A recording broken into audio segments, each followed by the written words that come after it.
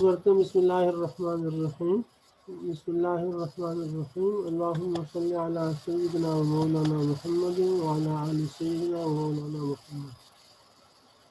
अज़ीज़ तलबा तालिबात, अस्सलामु अलैकुम व रहमतुल्लाह। हमारा आज का टॉपिक है calculating limits using the limit loss.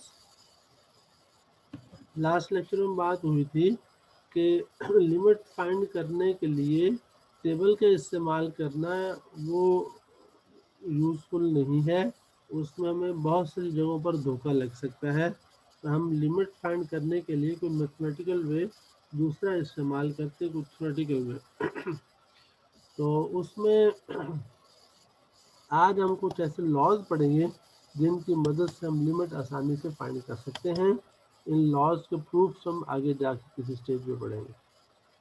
तो लिमिट लॉज क्या हैं, ये आप लोग एफएससी में पढ़ भी चुके हैं, इसमें कोई नई बात नहीं है। आज के टॉपिक में अक्सर बातें ऐसी हैं तो आप एफएससी में पढ़ चुके हैं, इसलिए मैं थोड़ा सा फास्ट रहूँगा। अगर आपको कोई बात समझ नहीं आए तो आप फ़ौरन पूछ सकते हैं। फर्ज करें कि आपके पास एक फंक्शन एफ और एक जी है और ए पर ये लिमिट एग्जिस्ट करती है, ये लिमिट भी एग्जिस्ट करती है और ये भी एग्जिस्ट करती है। पहला लॉ ये कहता है कि अगर आप एफ और जी दोनों फंक्शन का सम फंक्शन बना लें और इस सम की आप लिमिट लेना चाहें तो उसका सादा सा तरीका यही है कि आप दोनों के अलग अलग लिमिट्स लेके उनको ऐड कर लें। दूसरे लफ्ज़ों में इसे क्या कह सकते हैं, limit of the sum is sum of the limits.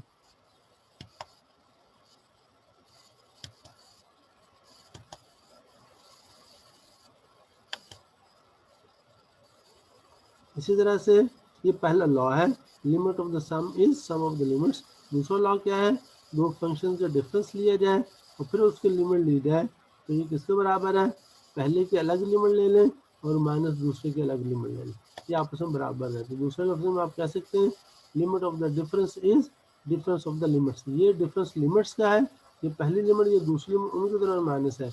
ये पहले डिफरेंस लिया फिर लिमिट लिया, यहाँ पर पहले सम लिया था फिर लिमिट ली थी, यहाँ पहले लिमिट्स ली गई फिर सम लिया गया, इसलिए इसको हमने कहा limit of the sum is sum of the limits.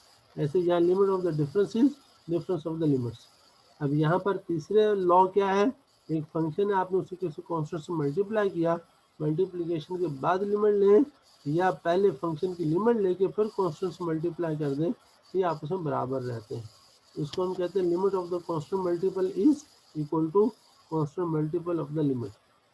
इसी तरह से यहाँ पर प्रोडक्ट है दो फंक्शंस का, आप उसकी लिमिट लेना चाहते हैं, ये ऐसे ही है कि जैसे आप दोनों की लिमिट्स अलग अलग ले लें और फिर आप उनका प्रोडक्ट ले लें। दूसरे लफ्ज़ों में limit of the product is product of the limits. इसी तरह से दो फंक्शन का क्वोशंट है, डिवीजन है, उसकी आपने लिमिट लेनी है, ये किसके बराबर है, ये दोनों फंक्शन के अलग अलग लिमिट्स का क्वोशंट, यानी इस ऊपर वाले की अलग लिमिट नीचे वाले की अलग लिमिट। अलबत्ता इसमें एक बात का ख्याल रखना पड़ेगा कि नीचे वाली लिमिट जीरो नहीं होनी चाहिए वरना डिवीजन भी जीरो हो जाएगी, इसलिए इसके साथ ये शर्त भी लगा दी। ये 5 लॉज हैं पहले दफ़ा में जो आपको यहाँ उन्होंने दिए हैं, इनका ताल्लुक 5 ऑपरेशन के साथ है, addition, subtraction, scalar constant multiplication और फंक्शन की मल्टीप्लिकेशन और फंक्शन की डिवीजन। यानी आप पहले ऑपरेशन परफॉर्म करें फिर लिमिट लें एक साइड पर और दूसरी साइड पर पहले आप लिमिट्स लेते हैं फिर उनके दरमियान वही वाले ऑपरेशन परफॉर्म करके जो आपने इधर किए, तो ये इससे फ़र्क नहीं पड़ता। ये ऑपरेशन अलजेब्राइक ऑपरेशन है। इसको आप यूँ भी कह सकते हैं कि लिमिट जो उस सम पर डिस्ट्रीब्यूट हो जाती है, सम के बाहर लिमिट लगी हो हर एक बार अलग अलग लिमिट शिफ्ट हो जाती है। लिमिट सम पर भी डिस्ट्रीब्यूट हो जाती है, लिमिट डिफरेंस पर भी डिस्ट्रीब्यूट हो जाती है, लिमिट कांस्टेंट मल्टीपल में भी इनसाइड चली जाती है, लिमिट मल्टीप्लिकेशन पर भी डिस्ट्रीब्यूट होती है और लिमिट क्वोशंट पर भी डिस्ट्रीब्यूट हो जाती है, हर एक पे अलग अलग चली जाती है। ठीक है, ये लिमिट के अलजेब्राइक ऑपरेशंस पर डिस्ट्रीब्यूशन के लॉज है। ठीक है, अब आप इसकी एग्जांपल देख लें। मसलन आपको ये लिमिट फाइंड करनी है f + 5gx की। Use the limit laws and the graphs of f and g in figure 1 to evaluate the following limits if they exist. ये आपको ग्राफ दिया हुआ है, इसकी मदद से आपने ये लिमिट फाइंड करनी है। और ये किसकी लिमिट है, ये fx + 5gx। इसमें क्या है, g फंक्शन को 5 से मल्टीप्लाई किया गया फिर f में ऐड किया गया। एक तरह से यहाँ दो काम किए हुए, एडिशन भी इन्वॉल्व है और स्केलर मल्टीप्लिकेशन भी इन्वॉल्व है। तो इसकी लिमिट फाइंड करने के लिए आपको दोनों लिमिट लॉज लगाने पड़ेंगे। अच्छा, इसमें ज़ाहिर है कि इस f की -2 पर आपको लिमिट की ज़रूरत पड़ेगी और g की भी -2 पर आपको लिमिट की ज़रूरत पड़ेगी। जैसे कि शुरू में उसने कहा था कि इन फंक्शन की अपने अपने तौर पर लिमिट्स आपके पास पहले से होनी चाहिए। हम क्या करते हैं, हम f की -2 पर लिमिट इस ग्राफ से फाइंड कर लेते हैं, फिर g की -2 पर लिमिट इस ग्राफ से ले लेते हैं, फिर उनकी मदद से हम ये सारी लिमिट फाइंड करते हैं। अब आप देखें ज़रा, ये आपके पास फंक्शन क्या है, ये वाला ये f फंक्शन है और ये नीचे वाला ये g फंक्शन है।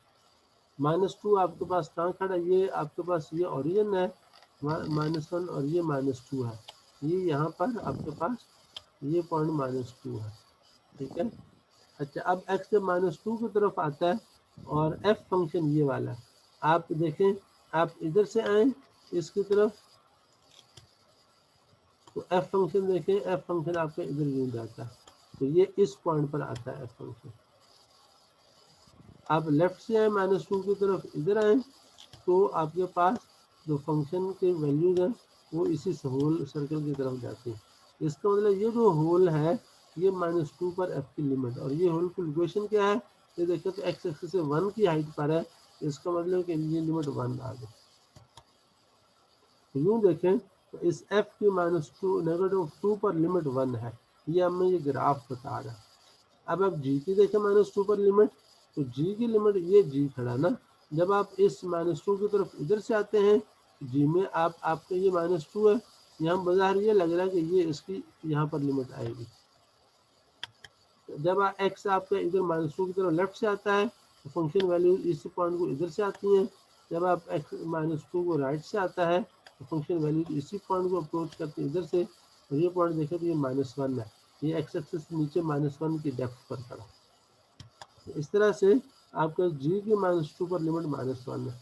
अब इस f और g के अलग अलग लिमिट्स आपके पास आ गई। अब आपको इस एक्सप्रेशन की भी लिमिट चाहिए, इसकी भी, इसकी चाहिए ना। अब ये लिमिट लॉज में क्या कहते हैं कि जो लिमिट ऑफ द सम है, ये सम ऑफ द लिमिट्स, यानी लिमिट सम पर डिस्ट्रीब्यूट हो जाती है, इसके अलग बन जाएगी, इस 5g पर अलग हो जाएगी। ये हमने पहला लॉ लगाया बाय लिमिट लॉ 1। अब ये स्केलर मल्टीपल है ना अंदर, तो इस बार तीसरा लॉ लगाएंगे तो लिमिट जो है 5 के अंदर चली जाएगी, 5 इधर बाहर आ जाएगी। तो ये आप दो लॉज लगाने के बाद हम इसको इस शक्ल में ले आए हैं। अब इस शक्ल में देखो तो बहुत आसान है, सिर्फ अकेली f की लिमिट है या फिर g की लिमिट है या फिर उससे 5 मल्टीप्लाई हो रहा है। f की लिमिट हम फाइंड कर चुके हैं, वो 1 आती है, g की लिमिट हम फाइंड कर चुके हैं, -1 आती है। 5 से मल्टीप्लाई कर दें, सिंपलीफाई कर लें, आपके पास ये इसकी लिमिट आ गई। यूँ हमने लिमिट लॉ की मदद से हमने ये लिमिट फाइंड की, और जो इंडिविजुअल फंक्शन थे f और g उनकी लिमिट हमने ग्राफ की मदद से ली।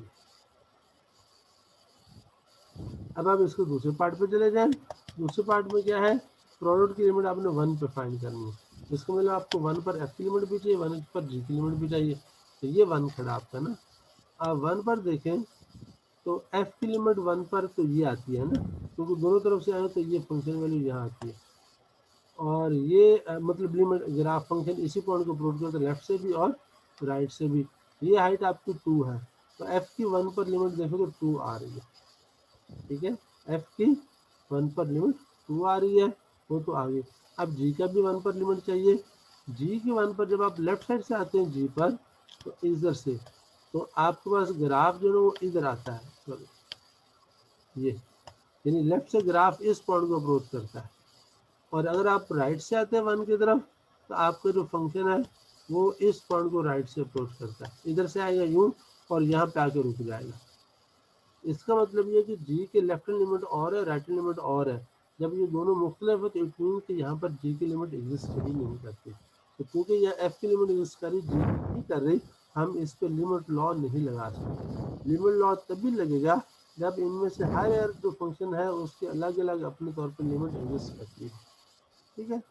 तो ये बात हो गई, लिहाजा हम यहाँ पर देखें बी पार्ट में वो यही कह रहा है कि आपके पास एफ की तो 1 पर लिमिट हो आ गई, लेकिन जी की 1 पर लिमिट एग्जिस्ट ही नहीं करती, इसलिए कि लेफ्ट लिमिट और है और राइट लिमिट और है, लिहाजा हम इस पर लिमिट लॉ नहीं लगा सकते।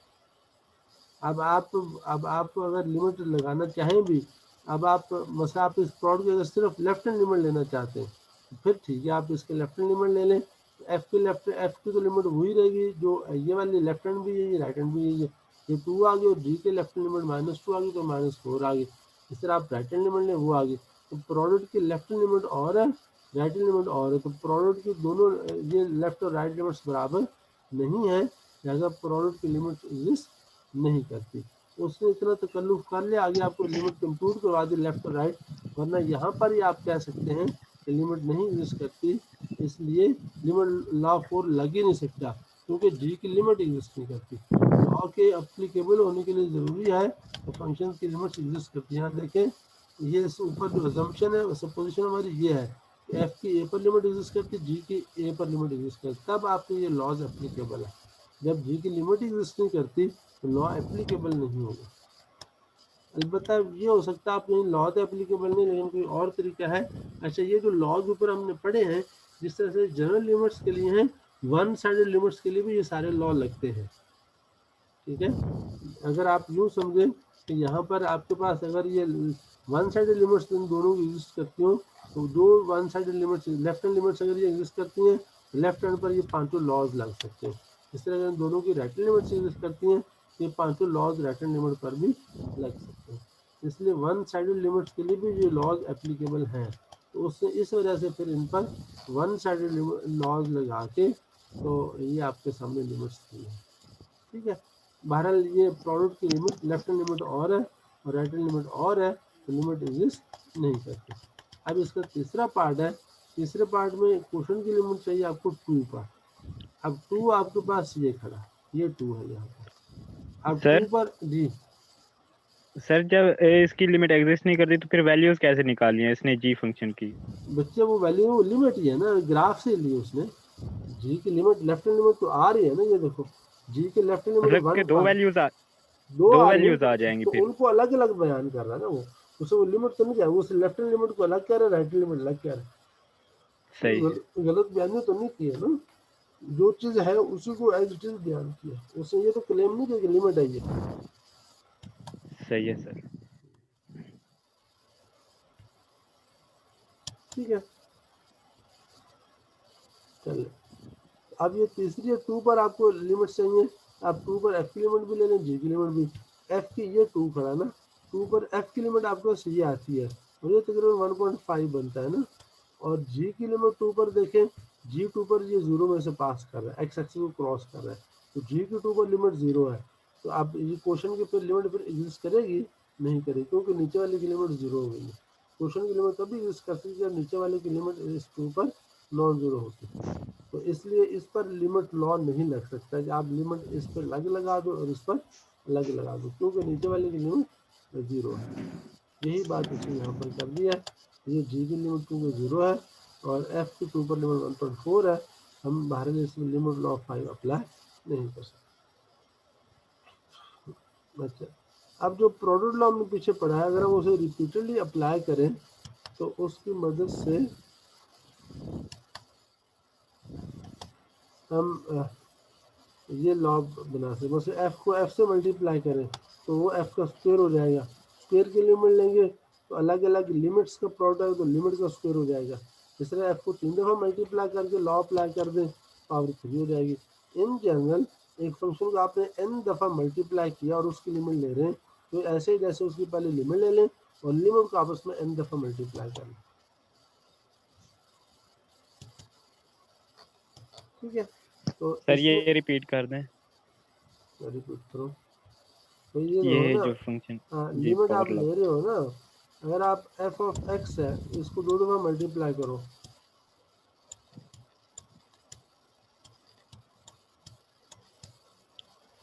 ठीक है, और यहाँ पर लिमिट अप्लाई करो,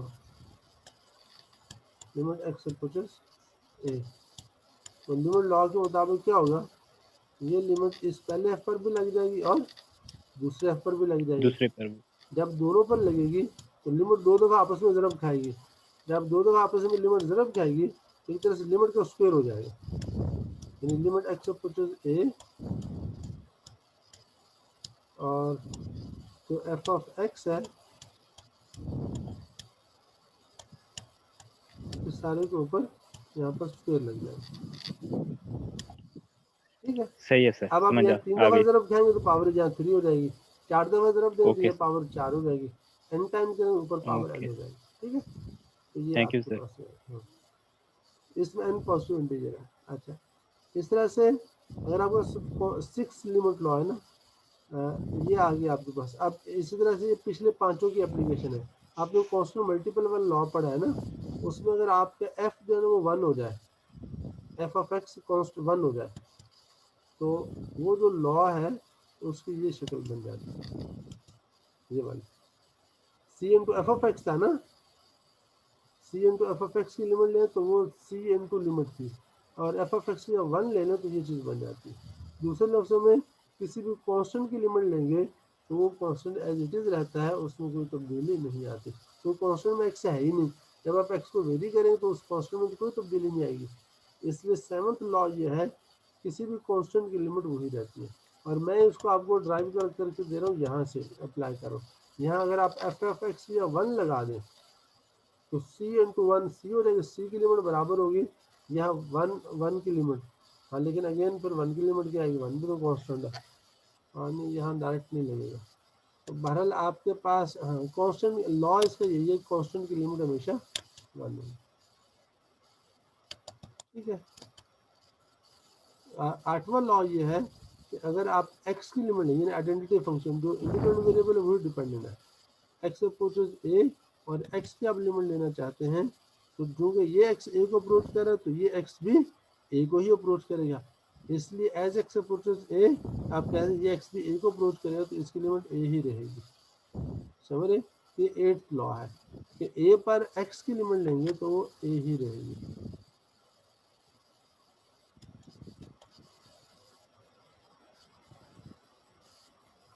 अच्छा, उसके बाद अब लॉ 6 और लॉ 8 को आप उसमें अप्लाई करें इकट्ठा, 6 और 8। एफ ऑफ एक्स पे आप एक्स डाल दें यहाँ पर एफ ऑफ एक्स, ठीक है, एक्स की पावर n की लिमिट हो जाएगी और ये एक्स की लिमिट की पावर n हो जाएगी। आप एफ ऑफ एक्स लिखेंगे, लेफ्ट हैंड साइड पर आ जाएगा ये वाली चीज़, लिमिट एक्स एक्स की power n। Right hand side पर आपके पास अंदर आएगा लिमिट एक्स ए और एक्स आएगा यहाँ पर, और एक्स की लिमिट आप यहाँ देखते हो वो ए है, इसलिए यहाँ अंदर ए आएगा और ए की पावर n आ जाएगा, तो ये आपकी राइट हैंड साइड बन जाएगी। इस तरह से जो 9th लॉ है वो 6 और 8 के कंबाइंड एप्लीकेशन से बन गया। अच्छा, और इसमें n जो है पावर में पॉजिटिव इंटीजर है। अच्छा, इसी तरह से ये जो लॉ है आगे इसको प्रूव करेंगे। अगर ये x की पावर यहाँ तो n के लिए था ना, n इंटीजर है, पॉजिटिव इंटीजर है, अगर ये x की पावर 1/n हो यानी रूट हो तो उस पर भी ये लॉ एप्लीकेबल है। इन x की पावर 1/n की आप लिमिट लें तो वो बराबर होगी x की लिमिट की पावर 1/n, और x की लिमिट जो है वो a है। दूसरे लफ्ज़ों में इसको आप यूँ भी कह सकते हैं कि लिमिट है पावर के अंदर चली गई है। इस 6 को भी आप ऐसे कैसे, लिमिट पावर से बाहर थी वो पावर के इनसाइड चली गई। यहाँ पर भी यही बात, x की पावर 1/n है तो ये लिमिट इस पावर के इनसाइड चली गई, ठीक है। अच्छा, इसमें जो रूट है n, हाँ इसमें ये n पॉजिटिव इंटीजर है, और अगर ये रूट इवन हो यानी n इवन, तो आप जानते हैं इवन रूट सिर्फ पॉजिटिव नंबर्स का होता है, फिर ये शर्त होगी कि a पॉजिटिव होना चाहिए। अगर a नेगेटिव होगा तो उसका इवन रूट कॉम्प्लेक्स हो जाएगा, इमेजिनरी हो जाएगा, ठीक है। उसका ये 11th लॉ है, ये उस तरह से पिछले की जनरलाइजेशन है। पीछे हमने फंक्शन की nth पावर का लॉ पढ़ा था, अब ये फंक्शन के nth रूट का लॉ है। फंक्शन के nth रूट की लिमिट लेनी हो तो ऐसे जैसे उसकी लिमिट के nth रूट ले लो। इसमें वही बात है, n पॉजिटिव इंटीजर है, ये जो लिमिट के अंदर जो कुछ है इसको पॉजिटिव, अगर तो n ऑड है फिर तो इनसाइड जो मर्जी हो, पॉजिटिव नेगेटिव कुछ नहीं। अगर n इवन है ये इनसाइड लिमिट को पॉजिटिव होना चाहिए, या फंक्शन वैल्यूज भी पॉजिटिव ही होंगी तभी उसका रूट पाया जाएगा, ठीक है। इस तरह से 11 लिमिट लॉज होंगे। अब आप इनको अप्लाई करते हैं तो मसलन आपके पास ये एक्सप्रेशन है, आपने इसकी लिमिट लेनी है, तो ये इसमें सम भी इन्वॉल्व हो रहा है, पावर भी इन्वॉल्व हो रही है, और स्केलर मल्टीप्लिकेशन, कॉन्स्टेंट मल्टीप्लिकेशन भी है।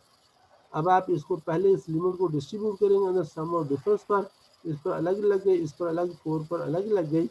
अब आपके पास यहाँ पर जब आप यहाँ ले जाएंगे तो कॉन्स्टेंट बाहर ले गए, वो पिछला लॉ 3 लगा दिया, यहाँ आपने लॉज 1 और 2 लगाए, तो ये कांस्टेंट बाहर आ गए। अब यहाँ पर आप पावर वाला लॉ लगा देंगे, यहाँ डायरेक्ट लगे, यहाँ कांस्टेंट मल्टीपल वाला लॉ लग जाएगा, तो ये आपके पास इसके लिमिट्स इस तरह से आ गए। तो पिछले लॉज की मदद से आपने ये सारी लिमिट्स फाइंड कर ली। ये लिमिट ऑफ द पावर है, ये power of the limit x की लिमिट, एक्स अप्रोचेस 5, पावर के अंदर एक्स है ना, तो एक्स की लिमिट पीछे हम ए पर छोड़ेंगे, यहाँ जो नंबर है वही लिमिट होता है, ये यहाँ 5 आ जाएगा और 5 के ऊपर पावर आ जाएगी, इसके पावर लॉ लगा लेंगे। अच्छा, इसी तरह से क्वेश्चन है, इस पर पहले आपने ये देख लिया नीचे वाले की लिमिट -2 पर क्या आएगी, नीचे वाले की लिमिट -2 पर 0 नहीं आती है। बहरहाल उसने पहले ये क्वेश्चन लॉ लगा लें, लिमिट ऊपर अलग नीचे अलग, फिर आप इस ऊपर वाले पे सारे लॉज अलग अलग लगा दें, जैसे हमने पार्ट ए में किया, नीचे वाले पे अलग अलग लगा दें, फिर आखिर आपके पास ये लिमिट आती है। ठीक है,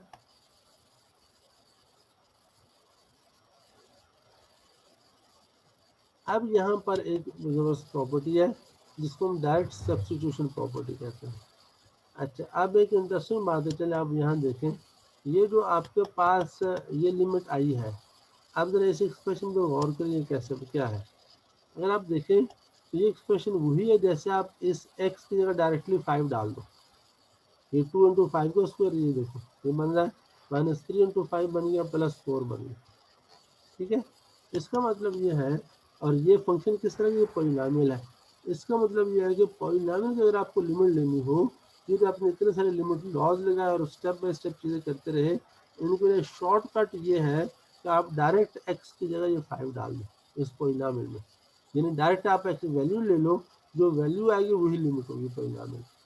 इस वजह से ये आप देखें तो ये वैल्यू ही है, क्योंकि x में 5 डाला हुआ है। इसका मतलब ये अगर आपको पॉलिनॉमियल है और आपने उसकी लिमिट लेनी है, तो आप डायरेक्टली x की जगह जिस नंबर पर लिमिट लेनी वो लगा दें, तो आपको लिमिट मिल जाएगी। इसको कहते हैं डायरेक्ट सब्स्टिट्यूशन प्रॉपर्टी, तो आपने डायरेक्ट सब्स्टिट्यूट कर दिया x की जगह a को। लेकिन ये बात सिर्फ पॉलिनॉमियल्स के लिए है, if F is a polynomial, हाँ पॉलिनॉमियल के लिए भी, रैशनल के लिए, यहाँ रैशनल के लिए भी ये काम हो रहा है। यहाँ देखें तो ये भी वही चीज़ है, एक्स -2 पर लिमिट लेनी थी, -2 का क्यूब है, +2 इंटू -2 का स्क्वायर है, -1 है, नीचे भी 5 -3 इंटू -2 है।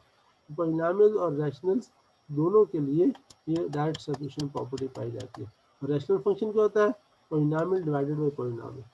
बहरहाल अगर एफ आपका पॉलिनॉमियल फंक्शन हो या रैशनल फंक्शन हो, और ए कोई नंबर है जो पॉलिनॉमियल या उस रैशनल फंक्शन के डोमेन में शामिल है, तो फिर उस ए पर फंक्शन की आपने लिमिट लेनी है, तो वो वही होगी जो उस ए पर फंक्शन की वैल्यू है, यानी वैल्यू और लिमिट में कोई फर्क नहीं है पॉलिनॉमियल और रैशनल फंक्शंस के लिए।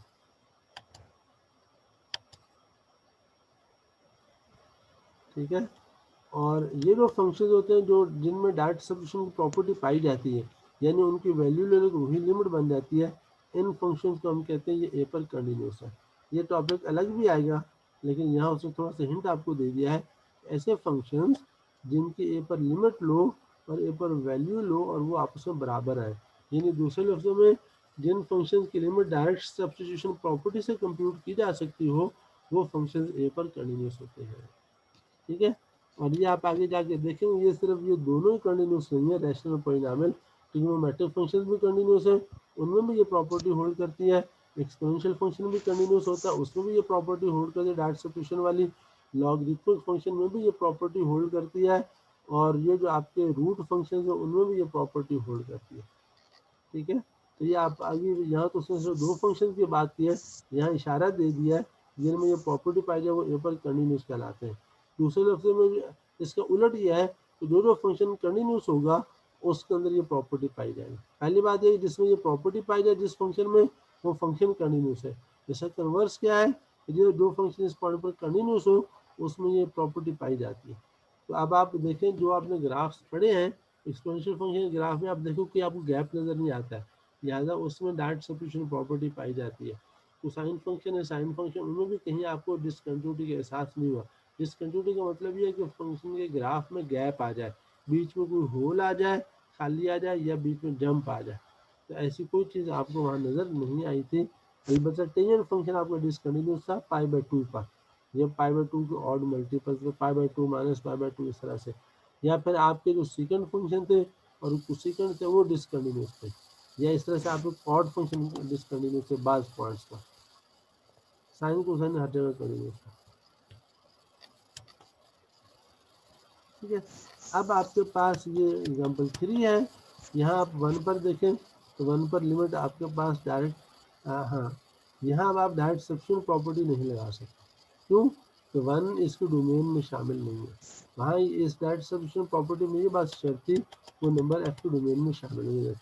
तो यहाँ में रहते हैं a is in the domain of f, फिर आप ये लगा सकते हैं।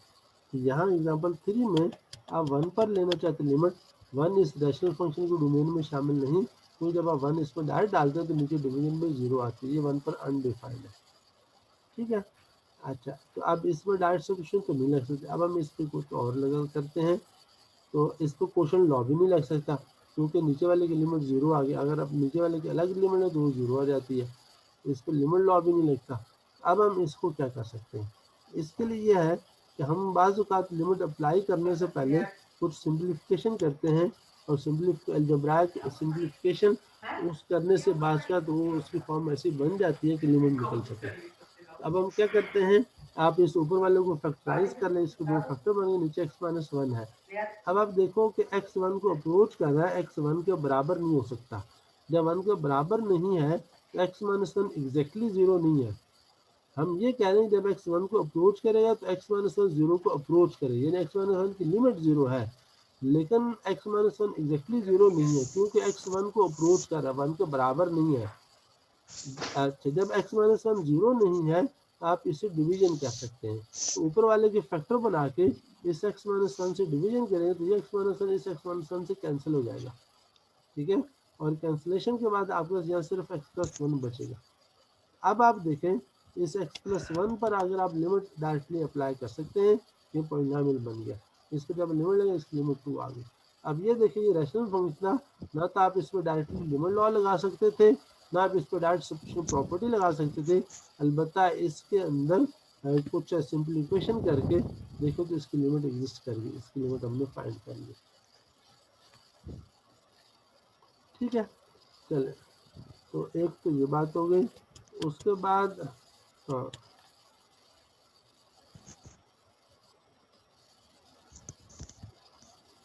अच्छा अब इसमें ये है कि एक ये जो फंक्शन है एक्स, अब देखें यह नोट करें ज़रा, आपके पास एक फंक्शन तो ये बन गया ना, और एक फंक्शन आपके पास ये वाला।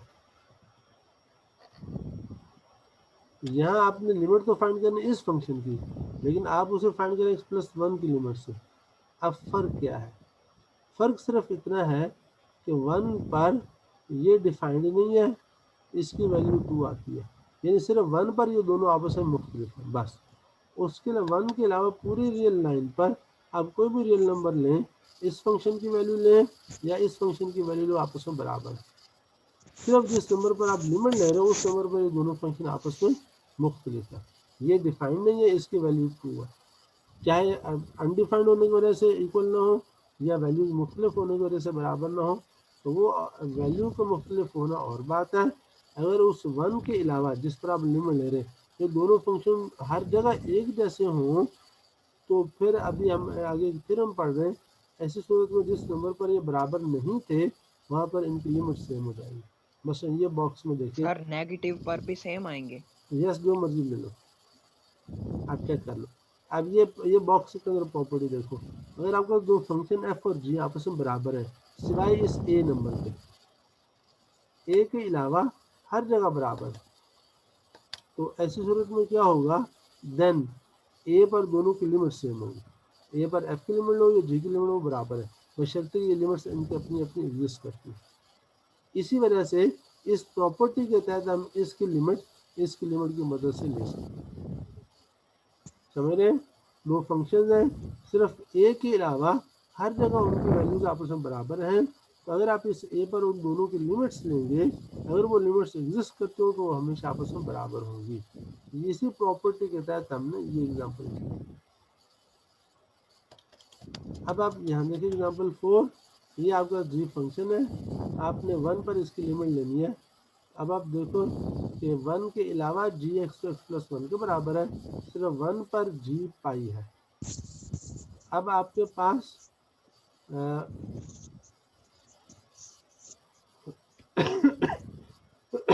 अब अगर आपको 1 पर लिमिट फाइंड कर रही है तो जी पर आप अप्लाई करें एक्स अप्रोचेस 1। अब ये देखें ये जो जी है और एक्स प्लस 1 के अलावा ये आपस में बराबर है, दो को जी की वैल्यू वही एक्स प्लस 1 की वैल्यू। अच्छा, एक तो खैर आप इस नज़र से भी देख सकते हैं, आप इसको दूसरी नज़र से भी देख सकते हैं कि जब एक्स 1 को अप्रोच करे तो 1 के बराबर नहीं है, जब एक्स 1 के बराबर ना हो तो फिर जी एक्स प्लस 1 के बराबर है, तो जी की जगह एक्स प्लस 1 डाल दिए। अब आप इस पर लिमिट ऑफ जैसे एक्स 1 को करीब जाता जाएगा, एक्स प्लस 1 2 के करीब जाएगा, जिसकी वजह से इसकी लिमिट 2 आएगी। समझ रहे, एक्स 1 के करीब जा रहे हैं, 1 के बराबर नहीं। अगर एक्स 1 के बराबर हो जाए फिर तो जी की वैल्यू पाई हो जाएगी। जैसे जैसे एक्स 1 के करीब जाता है, एक्स प्लस 1 आपको 2 के करीब जाता है, लिहाजा इसकी लिमिट 2 होगी। इस तरह से 1 पर जी की लिमिट आपके पास 2 आ गई। सर रिपीट कर दें एक बार, क्या रिपीट करूँ आपको? ये क्वेश्चन समझ नहीं आया सर, एग्जाम्पल ये 4। एग्जांपल समझ नहीं आई। अच्छा, यस सर। एग्जाम्पल 4 है, आपको 1 पर इस जी फंक्शन की लिमिट फाइंड करना है। जी तीसरा डिफाइंड फंक्शन है, जब एक्स 1 के बराबर ना हो तो जी का फार्मूला है एक्स प्लस 1, और अगर एक्स 1 के बराबर हो फिर आपने जी की वैल्यू लेनी पाई से। ठीक है जी सर। अच्छा, अब आपको जी जो है 1 पर डिफाइंड है, देखो उसकी वैल्यू पाई है। ठीक है जी सर। अच्छा,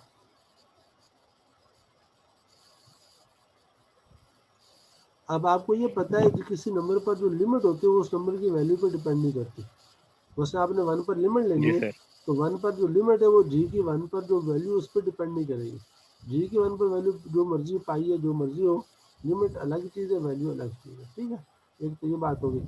अब ये जो जी एक्स है, ये फंक्शन ये इस फंक्शन के बराबर है जबकि आपका एक्स 1 के बराबर ना हो। ये बेसिकली ये बॉक्स वाली बात है। जी एक्स ये पूरा यस सर। फंक्शन है और एफ ऑफ एक्स आप जी सिर्फ एक्स प्लस 1 को कह लें, एफ ऑफ ओके। एक्स कह लें एक्स प्लस 1 को, और जी ऑफ एक्स ये पूरा फंक्शन है। अब आप ये देखिए दोनों फंक्शन कैसे हैं कि 1 के अलावा दोनों आपस में बराबर है।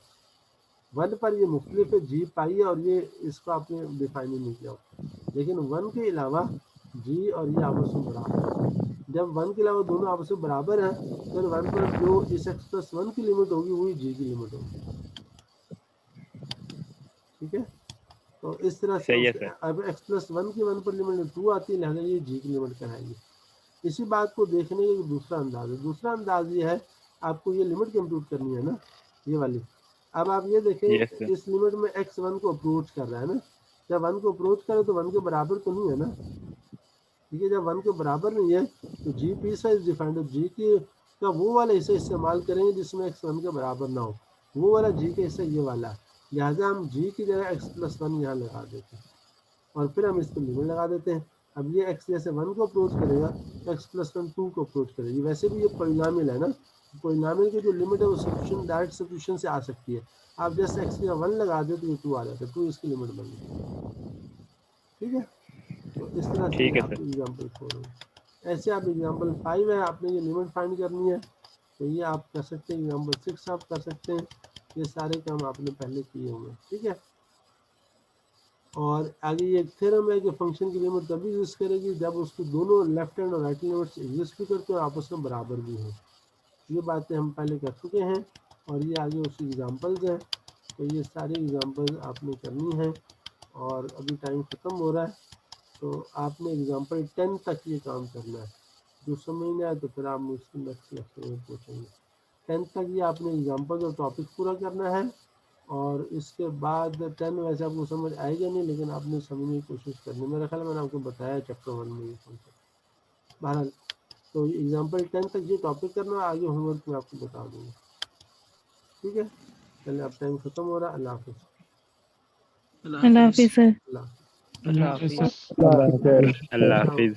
अल्लाह हाफिज़।